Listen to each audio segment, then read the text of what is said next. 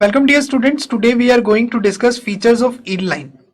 After covering this topic, you will be able to define the terms yield line, you will be able to recall the assumptions of yield line theory, you will be able to recall the development of yield lines in slabs and you will be able to describe the characteristics of yield line. देखिए आज हम लोग एक नई unit से deal करने वाले हैं जो name of the unit is yield line theory. अभी जो यील्ड लाइन थ्योरी है ये मेनली डील करते हैं कि फॉर्मेशन ऑफ यील्ड लाइन क्या होता है। सबसे पहले तो यील्ड लाइन होती क्या है, इसका मतलब है क्रैक्स। आपके पास कितने स्पेसिफिक लोड के ऊपर आपकी जो स्लैब है उस स्लैब के अंदर क्रैक जनरेट हो जाएगा, यहाँ पे हम लोग इस कोलैप्स लोड के डिटर्मिनेशन से रिलेटेड बात करेंगे, राइट। अब ये जो है आपके पास यील्ड लाइन थ्योरी, ये एक नई अप्रोच है जो रिसेंटली हमने आरसीसी डिजाइन के अंदर ऐड किया है, जिसके अंदर रिसेंटली जो एडिशन इसमें हुआ है, इसमें हम लोग उस लोड को डिटरमाइन करेंगे जिस लोड पे या जिस मोमेंट के ऊपर स्पेसिफिकली आपके स्ट्रक्चर के अंदर क्रैक फॉर्मेशन होगी, दैट मींस जो प्लास्टिसिटी को इंडिकेट करेगा, राइट। हम लोग अभी तक जो आरसीसी के अंदर बेटा पढ़ते आए हैं वो सब किससे डील करता है, वो इलास्टिसिटी से डील करता है, जिसमें हम लोग इलास्टिसिटी मॉड्यूलस ऑफ इलास्टिसिटी को यूज करते हैं। हम लोग अजम्पशंस लिखते थे तो अजम्पशंस में मॉड्यूलस ऑफ इलास्टिसिटी से रिलेटेड कुछ ना कुछ लिखते थे जरूर। जैसे वर्किंग स्ट्रेस मेथड डील करता था तो हम उसमें लिखते थे कि मॉड्यूलर रेशियो को हमने यूज किया था मॉड्यूलस ऑफ इलास्टिसिटी के बेसिस पे। जब हमने लिमिट स्टेट मेथड यूज किया तो लिमिट स्टेट मेथड में हमने वहां पे फैक्टर ऑफ सेफ्टी को यूज किया था मटेरियल के लिए, और उसी के रिस्पेक्ट में हमने एक्सयू लिमिटिंग डिटरमाइन किया था। इनडायरेक्टली वहां पे भी हमने मॉड्यूलस ऑफ इलास्टिसिटी को यूज किया। ये एक नई अप्रोच है जिसके अंदर मॉड्यूलस ऑफ इलास्टिसिटी से हम लोग डील ना करके हम लोग प्लास्टिसिटी से डील करेंगे, और प्लास्टिक पॉइंट के ऊपर जो भी हमारे पास जो प्लास्टिक पॉइंट होता है फेलियर पे, उससे रिलेटेड हम लोग लोड और मोमेंट की कैलकुलेशंस और उनके बीच में रिलेशंस को एस्टैब्लिश करेंगे और उन्हीं से अपने क्वेश्चंस को सॉल्व करेंगे, राइट। तीनों में अगर कंपैरेटिवली बोला जाए, जो हम लोग पहले दो मेथड्स पढ़ते आए हैं और यील्ड लाइन थ्योरी में स्लैब के एनालिसिस का ये बेस्ट मेथड है, जिस मेथड के थ्रू हम लोग एग्जैक्टली उस लोड को बता सकते हैं जिस लोड से कैलकुलेशंस या फिर जिस लोड पे आप बोल सकते हैं कि आपकी स्लैब में फेलियर होगा।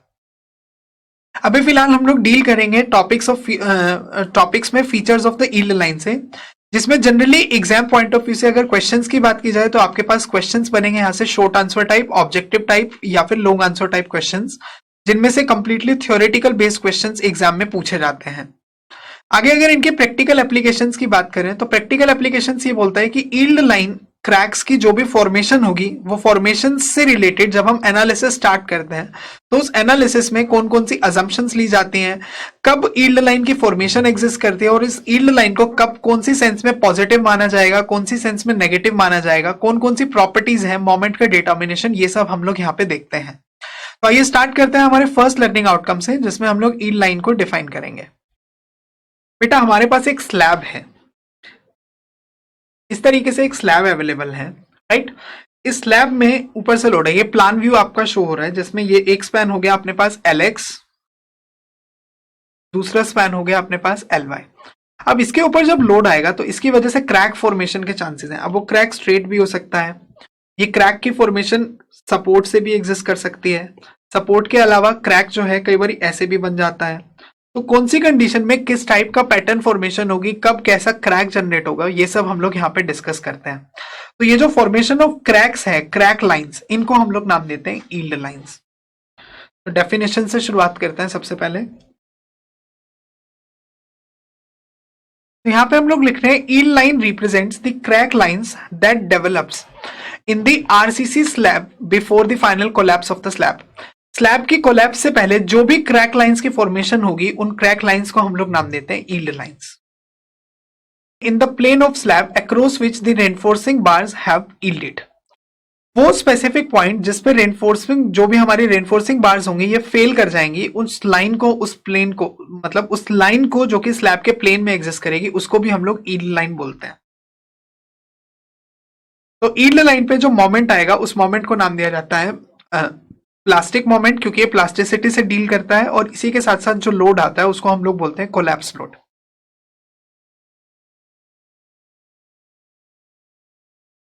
तो हमने लिखा बेटा the load carried by a slab just before yielding is known as collapse load, और जो इससे रिलेटेड जो कॉरेस्पॉन्डिंग मोमेंट बनेगा that moment will be known as plastic moment.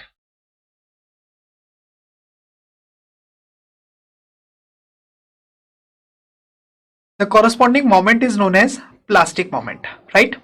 आगे बढ़ते हैं। तो बेटा इसी के साथ हमने हमारे फर्स्ट लर्निंग आउटकम को कंप्लीट किया, जिसके अंदर हमने यील्ड लाइन की डेफिनेशन के बारे में जाना और इससे रिलेटेड कोलैप्स लोड और प्लास्टिक मोमेंट के बारे में जाना। तो चलते हैं हम सेकेंड लर्निंग आउटकम की तरफ, जिसमें हम लोग डिस्कस करेंगे assumptions for yield line theory. हमने लिखा है first assumption, the reinforcing bars are fully yielded across the yield lines at failure.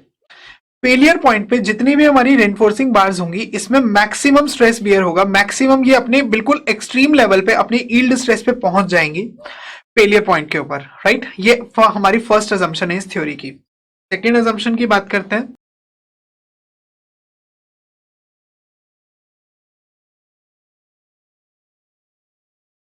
ये बोलता है the yield lines divide the slab into various segments that behave elastically.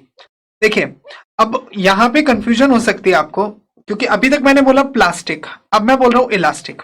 Actual में इसका मतलब ये है, देखिए फॉर एग्जांपल अपने पास एक ये स्लैब है जिसमें क्रैक जनरेट हुआ इस पर्टिकुलर पॉइंट पे। तो जब इस पर्टिकुलर पॉइंट पे क्रैक जनरेट होगा, तो ये जो दोनों पार्ट्स है, इसने क्या किया, it divides the slab into various segments. तो इसने अपने स्लैब को छोटे छोटे कंपोनेंट्स में, सेगमेंट्स में डिवाइड कर दिया।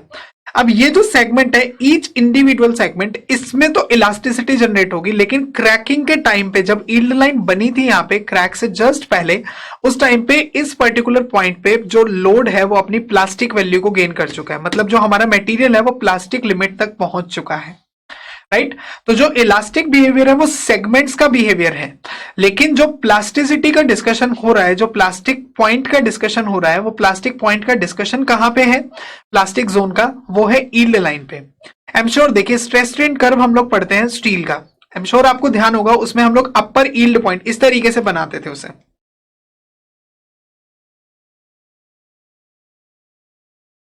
राइट।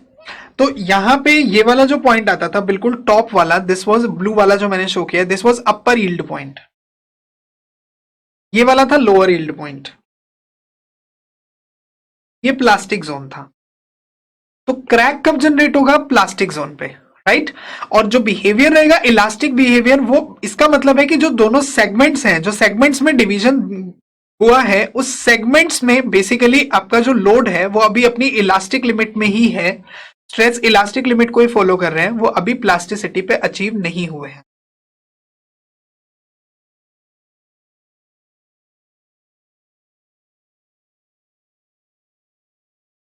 तो देखिए थर्ड अजम्पशन हमने लिखे, the entire deformation takes place in the yield lines. जो मैंने अभी आपको पॉइंट बताया, जो डिफॉर्मेशन, जो फेलियर होगा, वो सिर्फ और सिर्फ यील्ड लाइन के अंदर एग्जिस्ट करेगा, जो हमारे वेरियस सेगमेंट्स हैं उन सेगमेंट्स पे वो एक्ट नहीं करेगा।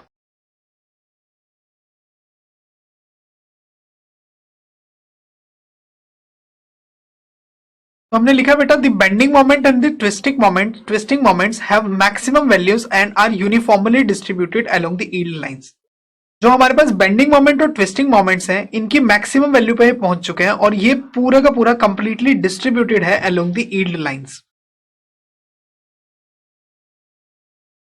तो बेटा लास्ट असम्पशन हमने लिखी है, these lines are straight lines at the intersection of the segments. जहां भी आपके पास सेगमेंट्स का इंटरसेक्शन होगा, मैंने अभी बताया कि यहां पे एक लाइन डेवलप हुई थी, ये सेगमेंट्स टूट गए, अब सेगमेंट्स का जंक्शन वही यील्ड लाइन पे ही तो है। ये यील्ड लाइंस हमेशा स्ट्रेट एक्ट करती हैं, ये कभी भी कर्व्ड फॉर्म में एग्जिस्ट नहीं कर सकती, चाहे आपका या तो ये इंक्लाइन फॉर्म में एग्जिस्ट करेंगी या फिर हमेशा ये स्ट्रेट होंगी, ये कर्व फॉर्मेशन कभी नहीं लेती है। तो देखिए बेटा, इसी के साथ हमने हमारे सेकंड लर्निंग आउटकम को भी यहाँ पे अचीव किया, जिसमें हमने assumptions for yield line theory के बारे में डिस्कशन किया। चलिए बढ़ते हैं हमारे थर्ड लर्निंग आउटकम की तरफ, जिसमें हम लोग डिस्कशन करेंगे development of yield line in the slabs. तो हमने लिखा है development of yield lines depends upon the boundary conditions. Boundary conditions का मतलब है सपोर्ट कंडीशंस, कि हमारी स्लैब जो है वो सिंपली सपोर्टेड है, फिक्स्ड है, या फिर आप इसी के साथ बोल सकते हैं कि हमारी स्लैब वन वे स्लैब है, टू वे स्लैब है, वो इन सब पे डिपेंड करता है। तो अभी फिलहाल हम लोग पहले डिस्कशन करेंगे वन वे स्लैब के बारे में। देखिए one way simply supported slab, simply supported slab की अगर बात करते हैं, तो देखिए वन वे में, पहले मैं वन वे के बारे में बात करता हूं। तो वन वे में मैंने आपको बताया था, जब हमने वन वे स्लैब का डिस्कशन और डिजाइन किया था, तो सबसे पहले तो L Y upon L X ratio जब भी है वो हमेशा 2 से ज्यादा होगी, और शॉर्टर स्पैन के अलोंग हमेशा वन वे स्लैब डिजाइन होती है। तो अभी मैंने इसको शॉर्टर स्पैन रिप्रेजेंट किया है। अगर अपने पास ये एक वन वे स्लैब है, तो मैं अभी डिस्कशन कर रहा हूं यहां से, क्योंकि मैंने जो हमारा लॉन्गर स्पैन है, उस लॉन्गर स्पैन को आपने 1 मीटर का डिस्टेंस, 1 मीटर की विड्थ मान लिया। देखिए यूनिट विड्थ मैंने मेंशन किया है। This is the one way slab. अब वन वे स्लैब को अगर हम फॉलो करते हैं तो ये हो गया आपके पास shorter span, this is longer span, right. मैंने आपको बताया था वन वे स्लैब को हम जब भी डिजाइन करते हैं हमेशा इसको शॉर्टर स्पैन के अलोंग डिजाइन किया जाता है और मेन रेनफोर्समेंट यहीं पे आता है। तो अभी फिलहाल जो हमारा लॉन्गर स्पैन पे उस पे मैं यूनिट विड्थ लेके चल रहा हूं, मैंने यहाँ पे यूनिट विड्थ मेंशन किया, वो लॉन्गर स्पैन के अलोंग है और शॉर्टर स्पैन एलेक्स को मैंने इंडिकेट किया। अब बेटा जब इसके अंदर फेलियर होगा तो इस तरीके से इसके अंदर डिफॉर्मेशन आएंगी, ये डिफ्लेक्ट ऐसे करना स्टार्ट करेगा। तो इसे डिफ्लेक्शन को रोकने के लिए हम लोगों ने मेन रेनफोर्समेंट दी थी, राइट। लेकिन लोड इतना ज्यादा है कि ये फेल करेगा, तो जब ये फेल करेगा तो यहाँ पे क्रैक फॉर्म होना स्टार्ट होगा। अब ये क्रैक पीछे की साइड में बढ़ता हुआ जाएगा और ये पीछे की साइड बढ़ता हुआ कुछ इस तरीके से हमें ऑब्जर्व होगा।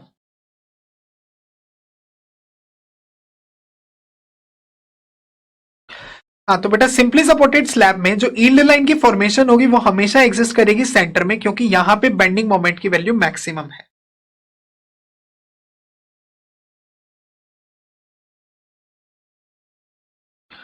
अब क्योंकि मोमेंट की वैल्यू पॉजिटिव है तो हम इसे पॉजिटिव यील्ड लाइन भी मेंशन कर सकते हैं।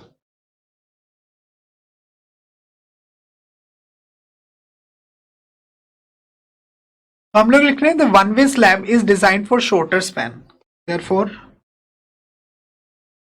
The formation of yield line takes place along longer span.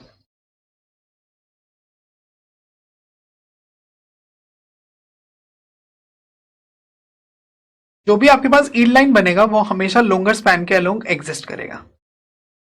तो अब ये तो हो गया one way simply supported slab. Next है हमारे पास वन वे कंटिन्यूअस स्लैब।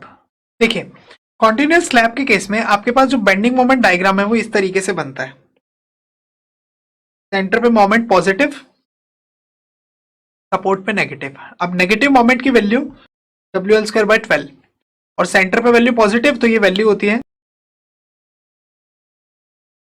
WL²/24। तो इसका मतलब जब मोमेंट पॉजिटिव आपका सेंटर पॉइंट पे एग्जिस्ट करेगा तो जो क्रैक जनरेट होगा पॉजिटिव वाला, तो मतलब जो फर्स्ट यील्ड लाइन बनेगी पॉजिटिव, ये तो बनेगी सेंटर पॉइंट पे, this is positive yield line. और सिमिलरली नेगेटिव यील्ड लाइन जो एग्जिस्ट करती है, नेगेटिव यील्ड लाइन एग्जिस्ट करेगी सपोर्ट्स के ऊपर। नेगेटिव यील्ड लाइन को डैश लाइन से इंडिकेट करते हैं, तो ये बताएगा आपको negative yield line.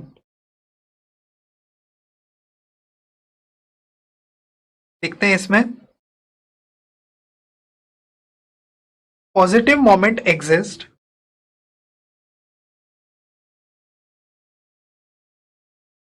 at center, right? Therefore positive yield line will form.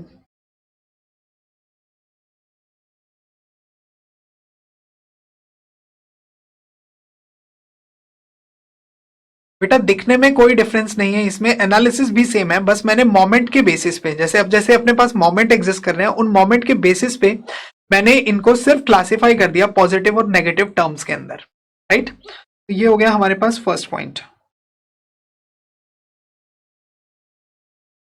ऐसे ही second point, negative moment.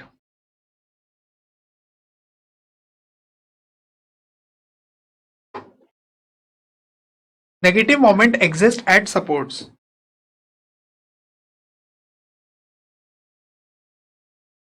Therefore, negative yield line will form.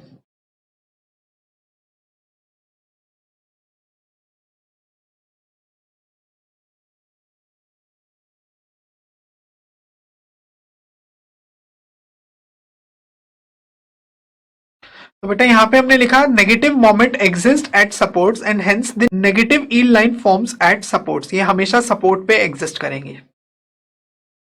Third case है टू वे स्लैब्स। देखिए टू वे स्लैब में क्योंकि आपका जो मोमेंट है वो रैंडमली डिस्ट्रीब्यूट हो जाएगा, तो यहाँ पे जो यील्ड लाइन बनेगी वो मोमेंट के, या आप ये बोल सकते हैं रेनफोर्समेंट के परपेंडिकुलर नहीं होंगी। मैंने अभी बताया आपके पास जब अपने पास वन वे स्लैब थी तो डिफ्लेक्शन ऐसे हो रहा था, तो जिसके कारण से क्रैक लाइन ऐसे बन रही थी यील्ड लाइन। यहाँ पे डिफ्लेक्शन टू वे स्लैब में डिफ्लेक्शन इधर भी होगा और इधर भी होगा, तो जब दोनों पार्ट्स में डिफ्लेक्शन एग्जिस्ट करेगा तो इसकी वजह से जो यील्ड लाइन है वो यील्ड लाइन ना तो इस रेनफोर्समेंट के परपेंडिकुलर हो सकती, ना ही इसके परपेंडिकुलर हो सकती। तो जो यील्ड लाइन बनेगी वो हमेशा इंक्लाइन बनेगी। Due to moment distribution along both spans yield line will not be perpendicular.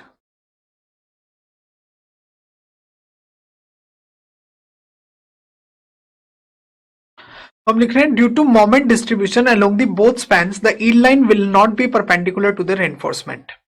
Right, अब इसका पैटर्न कैसा रहेगा? अगर आपके पास स्क्वायर है तो आपके पास थोड़ा सा डिफरेंट होगा, और अगर आपके पास रेक्टेंगुलर है तो डिफरेंट रहेगा। अभी फिलहाल ये आपके पास एक स्क्वायर एग्जिस्ट करता है।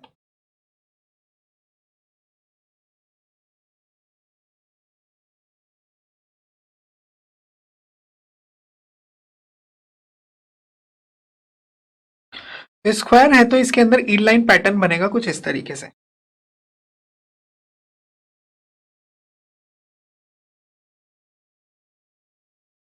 सिमिलरली अगर हम बात करते हैं आगे रेक्टेंगुलर की,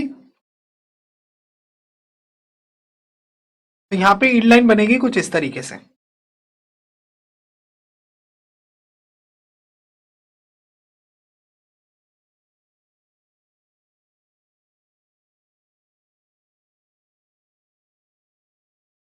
इस तरीके से yield लाइन की फॉर्मेशन एग्जिस्ट करते हैं। तो बेटा इसी के साथ हमने हमारे थर्ड लर्निंग आउटकम को भी कंप्लीट किया, जिसके अंदर हमने development of yield lines in slabs को डिस्क्राइब किया। तो देखिए फर्स्ट फीचर है मेरे पास, yield lines are usually straight lines acts as a plastic hinge of a collapse mechanism. अभी मैंने आपको बताया था पहले भी पिछले वाले एलोज में कि yield लाइन हमेशा आपको स्ट्रेट अज्यूम करके चलनी है। अब नेक्स्ट पॉइंट ये बोलता है act as a plastic hinge for collapse mechanism.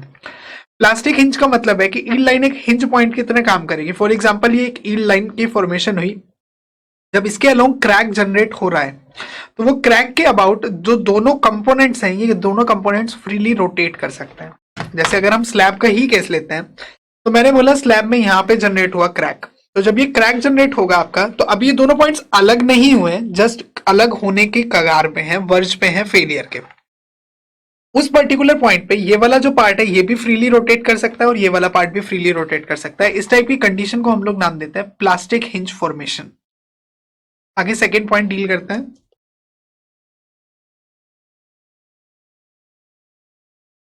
Third है हमारे पास these lines terminates at the boundary of the slab. ये हमेशा स्लैब की बाउंड्री पे टर्मिनेट हो जाती हैं, खत्म हो जाती हैं। आगे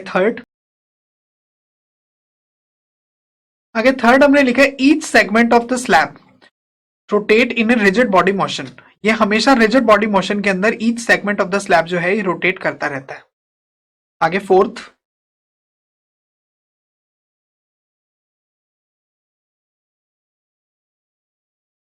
ये बोलता है the yield lines act as a axis of rotation for movement of adjoining segments. जो भी एक दूसरे के साथ कनेक्टेड सेगमेंट्स होंगे उसके लिए ये रोटेशनल एक्सिस की तरह काम करता है। आगे next, for the fixed edges of the slab and yield line will form along the supports. जो भी yield लाइन की फॉर्मेशन होगी वो सिर्फ सपोर्ट पे एग्जिस्ट करती है। जब भी हमारे पास जो स्लैब होगा, स्लैब की एजेस को फिक्स कंसीडर किया जाएगा। और इसके अलावा जब सिंपली सपोर्टेड होता है तो अभी आपने देखा है, जो मैंने आपको पैटर्न ड्रॉ किया था उसके अकॉर्डिंग वो चलेगा। तो बेटा इसी के साथ हमने हमारे फोर्थ लर्निंग आउटकम को भी कंप्लीट किया, जिसके अंदर हमने कैरेक्टरिस्टिक्स ऑफ yield लाइन के बारे में डिस्कशन किया। At the end of this lecture now you are able to define the term yield line. देखिए yield लाइन की डेफिनेशन जब मैंने बताई थी आपको, तो इसकी डेफिनेशन में मैंने आपको समझाया था कि yield line basically crack lines हैं जो किसी भी स्लैब के अंदर जनरेट हो सकती है, राइट। और जो भी क्रैक लाइंस की फॉर्मेशन होगी यहाँ पे वो हमेशा प्लेन के अंदर, प्लेन ऑफ द स्लैब के अंदर एग्जिस्ट करते हैं। दैट मीन्स अगर ये आपके पास स्लैब है तो स्लैब में यहीं पे ही, इधर ही, इसी प्लेन के अंदर ही क्रैक के फॉर्मेशन एग्जिस्ट करेगा। Next is recall the assumptions for yield line theory. अब assumptions of yield line theory की अगर बात करते हैं तो फर्स्ट अजम्पशन था, तो मान के चलेंगे कि जितनी बार्स हैं, रेनफोर्सिंग बार्स, ये maximum stress fully yielded exist करेंगी। उसके बाद सेकंड अजम्पशन थी हमारे पास कि ईच सेगमेंट जो है वो फ्रीली मूव करना स्टार्ट करेगा। थर्ड अजम्पशन थी कि जो yield लाइन है ये सेगमेंट्स में जब डिवाइड करती हैं, जो भी हमारा स्लैब है उसको सेगमेंट्स में बांटेंगी, तो वो जो हर सेगमेंट है वो इलास्टिकली बिहेव करता है। नेक्स्ट था कि जब जो भी yield लाइन होगी उस टाइम पे मोमेंट की वैल्यू, yield लाइन पे बेंडिंग मोमेंट की वैल्यू और ट्विस्टिंग मोमेंट दोनों मैक्सिमम एग्जिस्ट करते हैं। फिर हमने जाना development of yield lines in slab, जिसके लिए मैंने आपको वेरियस डायग्राम्स के थ्रू शो किया था। वन वे स्लैब में जब सिंपली सपोर्टेड होगा तो सिर्फ सेंटर पे फॉर्मेशन होगी। जब आपके पास वन वे स्लैब कंटिन्यूस होगा तो सेंटर पे और सपोर्ट दोनों पे होगा, क्योंकि वहां पे दोनों मोमेंट है। पॉजिटिव मोमेंट के कारण से पॉजिटिव ईल्ड लाइन और नेगेटिव मोमेंट के कारण से नेगेटिव ईल्ड लाइन।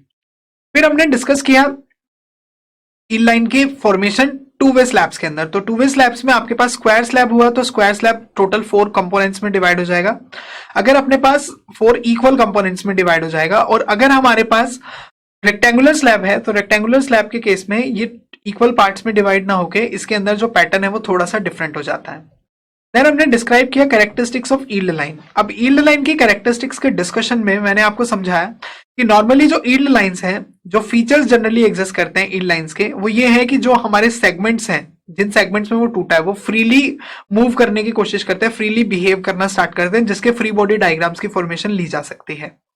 नेक्स्ट बोलता है कि जो ईल्ड लाइंस एग्जिस्ट करते हैं, ये ईल्ड लाइंस हमेशा प्लेन के अंदर एग्जिस्ट करेंगी स्लैब के, प्लास्टिक हिंजेस की तरह काम करते हैं।